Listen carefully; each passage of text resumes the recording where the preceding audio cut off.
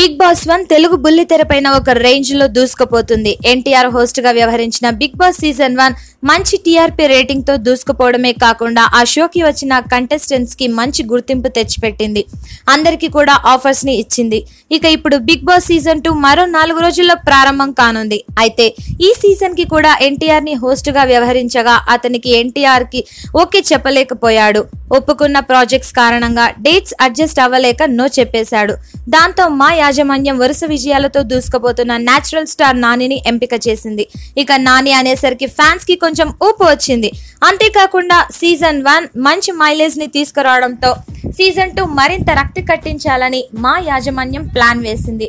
దాంతో ఈసారి వచ్చే కంటెస్టెంట్స్ కి మరింత పేరుగాంచిన వాళ్ళు అయితే షో మరింత పాపులర్ అవుతుందని ప్లాన్ వేశారు. దాంతో ఈసారి షోని ఏకంగా 100 రోజులు 16 మంది కంటెస్టెంట్స్ వహ్వా అనిపించేలా ఉంది అని టాక్ నడుస్తుంది. అయితే ఇప్పటి వరకు కూడా సీజన్ 2 కి వచ్చే కంటెస్టెంట్స్ ఎవరు అని పేర్లు మాత్రం బయటకు రాలేదు. ఇక తాజాగా బిగ్ బాస్ 2వ సీజన్ కి లాస్య ఎంపికైనట్లు తెలుస్తోంది.